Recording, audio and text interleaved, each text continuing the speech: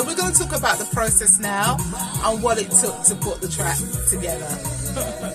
Yeah, so basically speaking, we got the concept of the track was given to us by Joshua. Beautiful song, and we're just so inspired by what we heard. So the question is, how best are we going to interpret this song or reinterpret it in a way that Joshua will be happy with? And we started off with the keys. Actually, we started with the keyboards, played by the one and only Keziah. I had nothing to do with the keys or those chops, nothing to do with me whatsoever. So Keziah worked out the structure, also put some nice sevenths in places, which I wasn't initially thinking of. So that's great. So did a wonderful job. Started with the keys first and just worked through there. Yeah. And then, shall I continue or? Yeah, and then just continue. Yeah, so just the keys, and from the keys, we jumped onto the drums. Played by the one and only Keziah again. I'm not kidding you guys, honestly. Start with the kick drum first, just felt a way through, and what we didn't do, what I know a lot of studios do, is record 4 or 8 bar segments and copy and paste. What Keziah did is went all the way down with the kicks and put the kicks down there. And then it was the rim shots, and Keziah felt where the rim shots are going to go. Those are also played live again by the one and only. And that's what we did. We started off with the drums, and then just put some hi-hats in there. But generally speaking, the track was mapped out already with the keys, the kick drums, and the rim shots. That's right. And then after that, you put some shuffle, some nice bubble organ movements in there, which, again, is a typical feel for reggae. Most songs will have it in there, and I know Josh likes to hear that in his music. I know that now anyway. So we actually put some of that in there, and then we took a tea break. And then when we came back, we had a horn. Everything and went again. Joke, I'm only joking. And then we got a nice melody going for the horn section. Yeah. And again. Be quiet. Listen, I have my feet up most of the time. This lady here is so multifaceted. The majority of the instruments that you're hearing there, incredible. I'm not kidding you guys, honestly. Sorry, because I can't. Right. And then so put the horns down, and what else did it? And some percussion. So once we built it to a decent level, tambourines played by Keziah. That's simple, sure. in the vocal booth, there's a live tambourine. Not programmed. Sorry, carry on. Yeah, so we got it to a certain level of build, which we were happy with. Gave it to Josh, and the next step was for him and the lovely Irene, who came into the studio, laid down the vocals.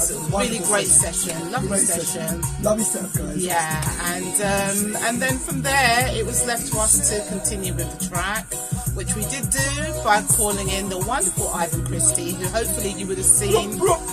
Some of the footage already online. Ivan just came in. We played him the track once from top to bottom, and just put him in record, and Ivan just laid down the rhythm first, then he went back and laid down some lead, and then some other little fillers in between. Wonderful job, Ivan. Yeah, wonderful job. Bravo. So, that kind of gave a nice weight sound to the track as well. And again, those reggae chops, who doesn't want them in their song, So after that, what did we do next? We farmed it out to Steve. So Steve Green laid out live horns on them, because we had the synth stuff in there, but we realised we wanted to have that live sound, so we normally will farm out the work. And that came back. He'd done a wonderful interpretation of what was already there, and added some little flares himself, which was really nice.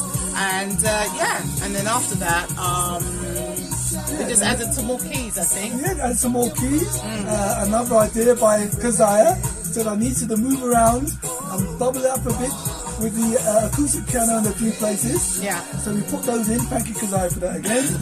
And a little bit of Hammond organ as well. Not too much though, just a little snippet of that. Yeah. And then I think the contents of the track were all in there. Yeah. Everything that we needed was in there. And we started off with a premix. Yeah. To get everything set up, because there's, as you can hear from the track, there's some dropout areas. Areas where there's just minor echoes, etc. So we had to map those out by yours truly again, mapping out the structure of the tune, where the bass is going to drop, where it's going to come back in again. I made to leave my hand pointing in this direction. And that was great. And then we just had to just mix off. Yeah. Just had to get the mix right for Joshua though. Yeah, yeah. So we weren't quite there initially, but then you just gotta focus on what you're doing.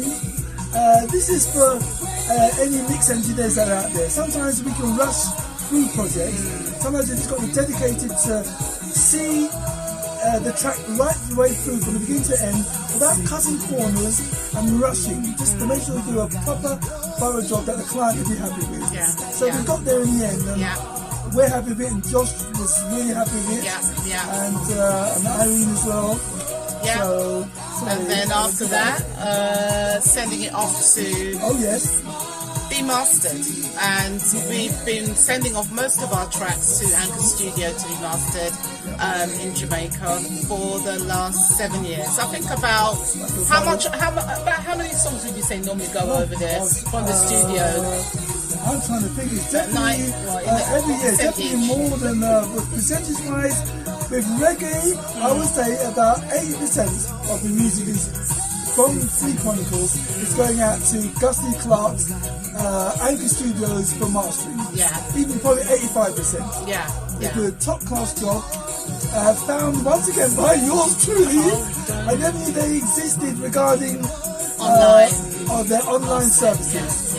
And Keziah did some deep dive, found them, and we've been using them ever since. Yeah. Great set of guys, very efficient, very quick, but quality as well. Yes. So you got that back in about 2 days, didn't you? Within 2 days. What's the quickest you've had a track come back? 24 hours. I'm not kidding, guys. They're that quick. And you got to remember, they're 5 hours behind us. Yeah. And even within 24 hours, we've had mixes come back. Yeah. So top class outfit there. Yeah. So that's the kind of background of how what you can hear in the background playing came together. So thank you guys, hope you found it useful, and stay tuned hopefully for more beautiful music coming out of Free Chronicles Studio. From myself, Keziah Job, and Stuart Green, Hammond and Harmony, signing out. Thank you.